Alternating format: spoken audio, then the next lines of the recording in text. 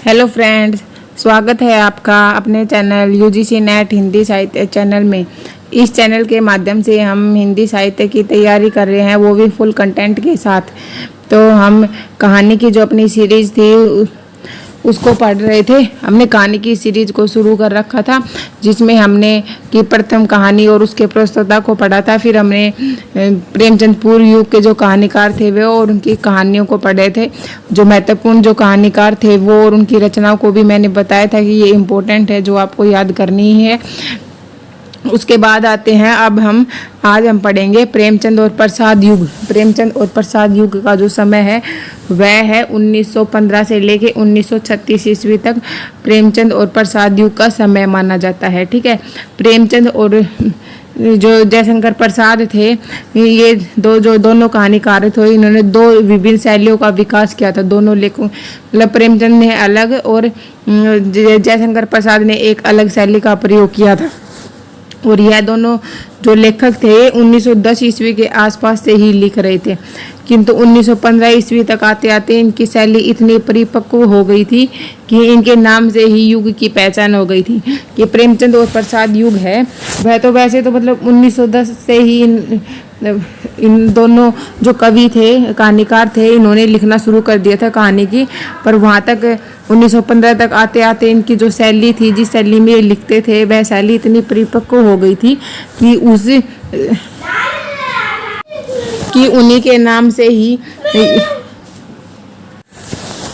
और तभी से ये प्रेमचंद और युग का नाम पड़ा था, प्रेमचंद और प्रसाद युग। उसके बाद आते हैं कि जो प्रेमचंद थे उन्होंने सामाजिक यथार्थ की जो परंपरा थी उसका विस्तार किया था, जबकि प्रेमचंद थे उन्होंने व्यक्ति की अनुभूति को और उनके जो वैज्ञानिक सत्य थे उनको कहानियों का विषय बनाया था। कि जो प्रेमचंद थे उन्होंने सामाजिक यथार्थ को लिया था और जयशंकर प्रसाद थे उन्होंने व्यक्ति की अनुभूतियों को अपने कहानियों में उतारा था। उसके बाद हम देखते हैं कि प्रेमचंद की जो कहानियाँ थी वो देखेंगे कि प्रेमचंद की कौन कौन सी कहानियाँ थी। तो सबसे पहले हम देखते हैं कि प्रेमचंद का जीवन परिचय। कि जो प्रेमचंद थे उनका जन्म कब हुआ था। प्रेमचंद का जन्म हुआ था 31 जुलाई 1880 को वाराणसी में हुआ था। वाराणसी के लहमी गाँव में प्रेमचंद का जन्म हुआ था 1880 में। ठीक है, और पिता ने प्रेमचंद का नाम रखा था धनपत राय और इनके जो ताऊ थे इन्होंने उनका नाम रखा था नवाब राय।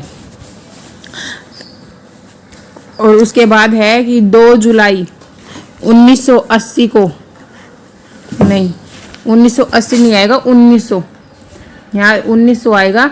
कि 2 जुलाई 1900 को इन्होंने 20 रुपये मासिक पर सरकारी मास्टर बने थे। कि 20 रुपये महीने का मिलती थी इनको सैलरी, तब ये एक सरकारी मास्टर बने थे 2 जुलाई 1900 ईस्वी को। ठीक है, आगे है कि 1906 में इन्होंने एक बाल विधवा थी जिसका नाम था शिवरानी देवी, उससे विवाह किया था।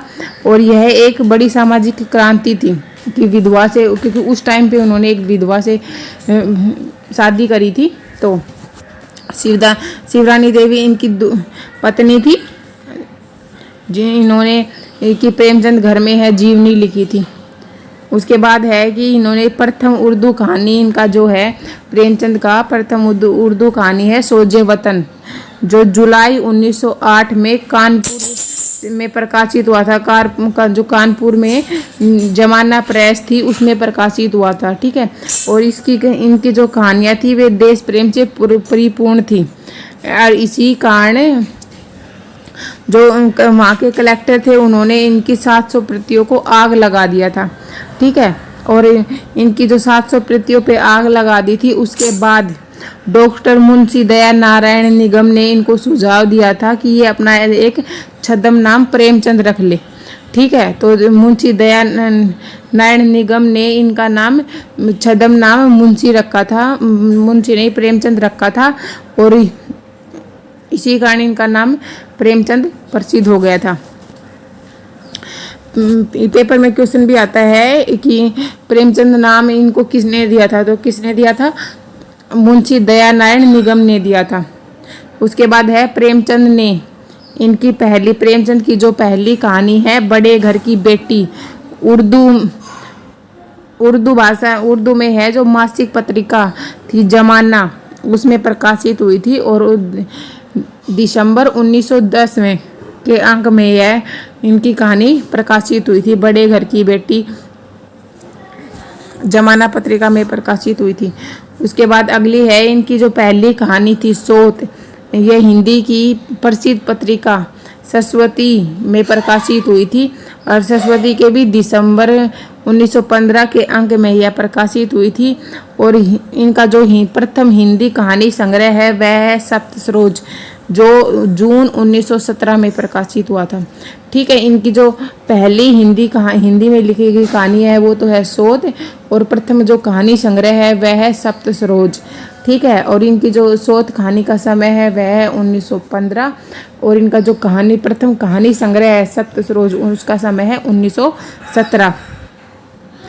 ठीक है, और जो डॉक्टर बच्चन सिंह थे उन्होंने पंच परमेश्वर को इनकी पहली हिंदी की कहानी माना है। पंच परमेश्वर को इनकी हिंदी की पहली कहानी माना जाता है। पंच परमेश्वर का समय है 1916 ईस्वी। उसके बाद है कि जो प्रेमचंद थे उन्होंने कुल तो 15 तो उपन्यास लिखे थे, और 300 से अधिक इन्होंने कहानियाँ लिखी थी। और ये जो इनकी 300 से अधिक जो कहानियाँ थी वह मानसरोवर के पदों में प्रकाशित है। मानसरोवर के 8 पदों में प्रकाशित है इनकी। इन्होंने 3 नाटक लिखे थे, 10 अनुवाद लिखे थे, 7 बाल पुस्तकें लिखी थी। मतलब ये देखो आप कितनी इम्पोर्टेंट बातें हैं ये, जो क्या किसी भी पेपर में पूछी जा सकती हैं। तो आप इनको अपनी एक नोटबुक में उतार लेना ताकि आपके बहुत अच्छे नोट्स तैयार हो जाए। अगर आप इनको भी अगर नोट्स अच्छे से उतार लेते हो तो ये है कि आपको फिर 1-2 किताब ही पढ़नी पड़ेंगी, क्योंकि फुल कंटेंट है यहाँ पर, बहुत अच्छे नोट्स है ये।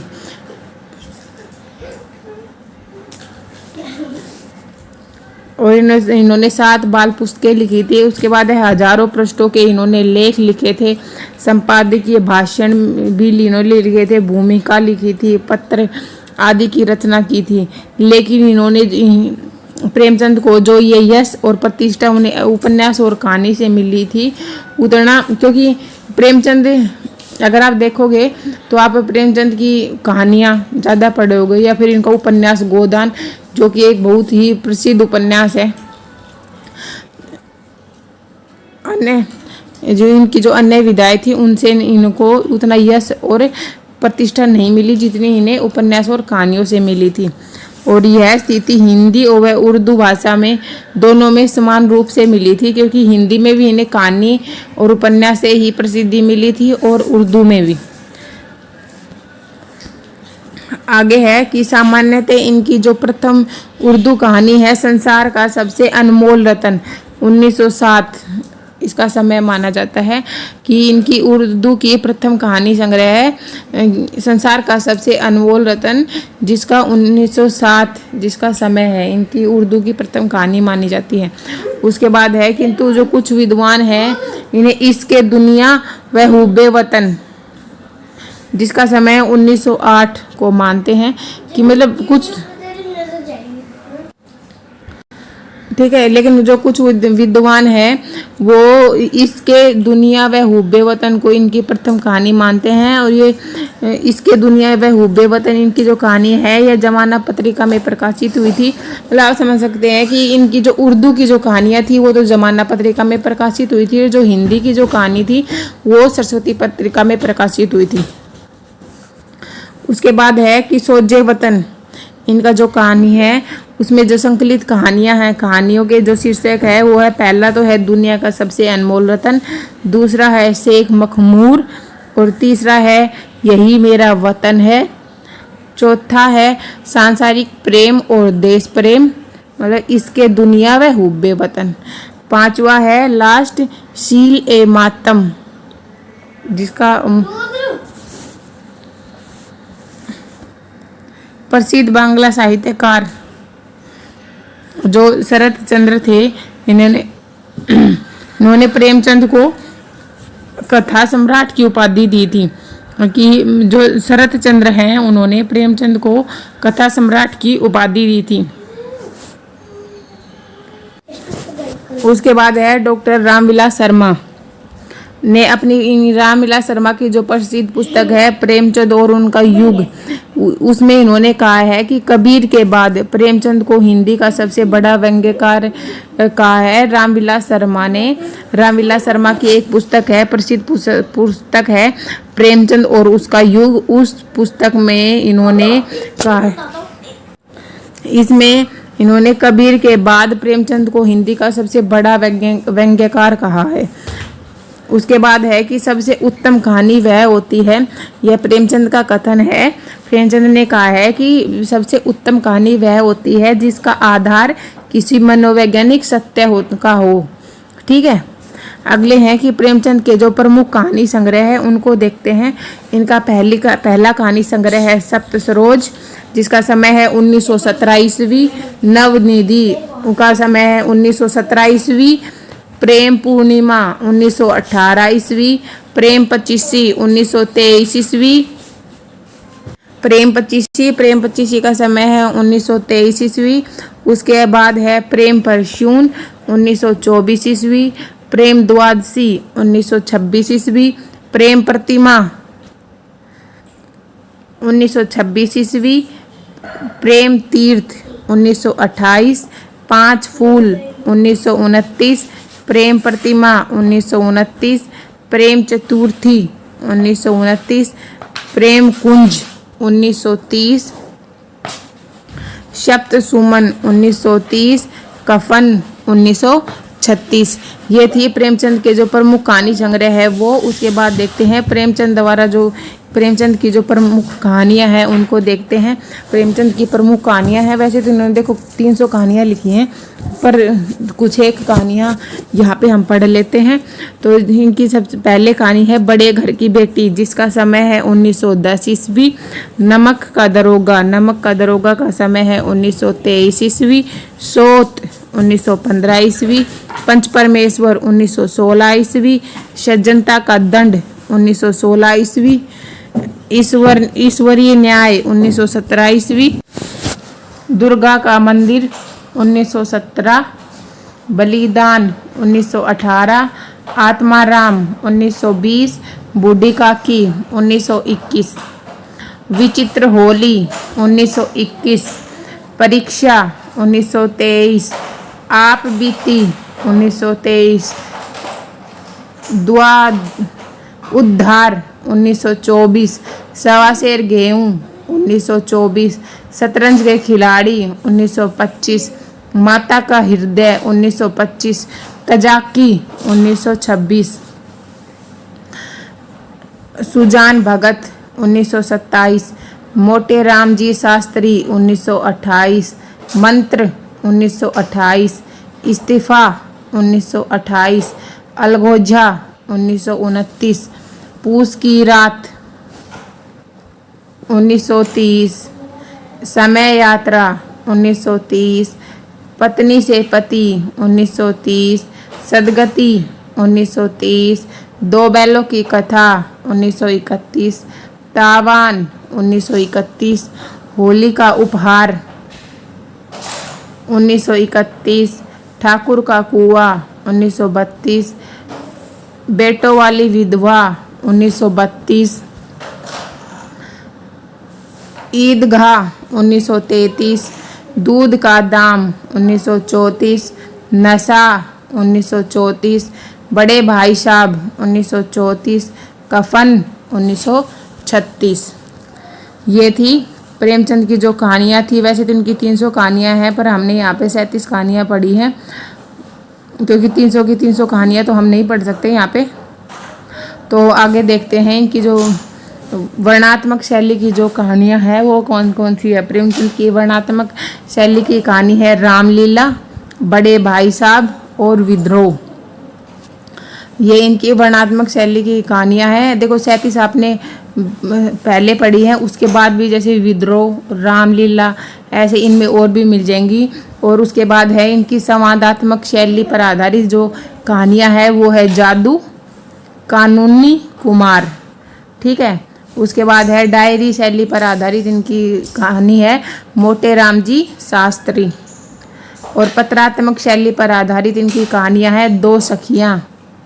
और आत्मकथात्मक शैली पर आधारित इनकी कहानी है एक कुत्ते की कहानी। उसके बाद है कि पंच परमेश्वर, बड़े घर की बेटी, मंत्र, बूढ़ी काकी, मुक्ति पथ, अलगोजा आदि प्रेमचंद की गांधीवादी विश्वासों से प्रेरित प्रख्यात कहानियां हैं कि इनकी मतलब गांधीवाद से प्रभावित कहानियां हैं ये। पंच परमेश्वर, बड़े घर की बेटी, मंत्र, बूढ़ी काकी, मुक्ति पथ, अलगोजा। उसके बाद आते हैं सदगति, प्रेमचंद द्वारा ललित समस्या पर इनकी जो कहानी है सदगति, यह इसमें दलित समस्या का चित्रण किया गया है। ठीक है, और यह इनकी सबसे मतलब दलित समस्या पर लिखी गई कहानी है और यह इनकी एक प्रसिद्ध कहानी है।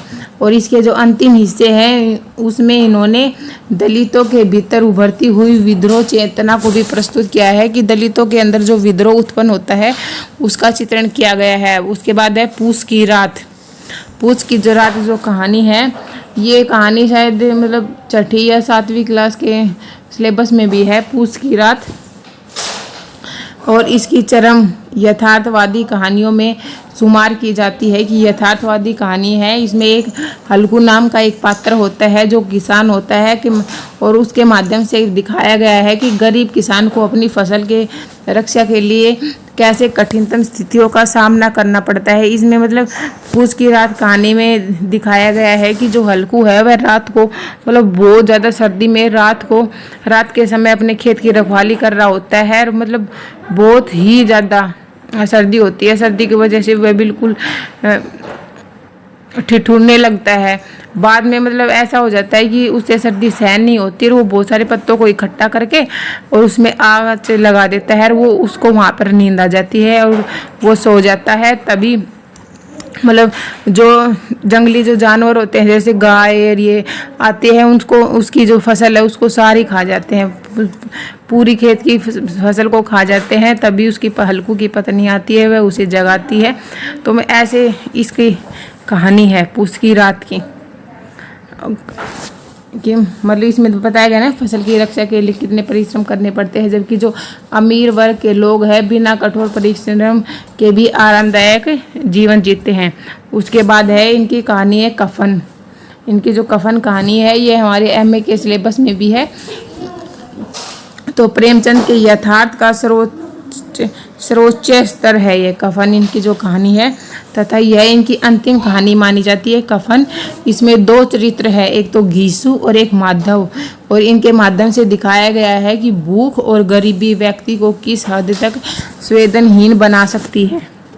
ठीक है, ये थी हमारी प्रेमचंद की जो कहानी थी जिसमें हमने प्रेमचंद का जीवन परिचय भी पढ़ा है और उनके कहानी संग्रह भी पढ़े हैं, उर्दू के कहानी संग्रह और उर्दू की कहानियाँ और उनके जो कहानी संग्रह वो है, हिंदी की कहानियाँ और मतलब उनकी कहानियों की जो कथा वस्तु है वो सब हमने आज की वीडियो में पढ़ी है। अगर आपको वीडियो अच्छी लगे तो वीडियो को लाइक शेयर एंड सब्सक्राइब करें। Thank you for watching.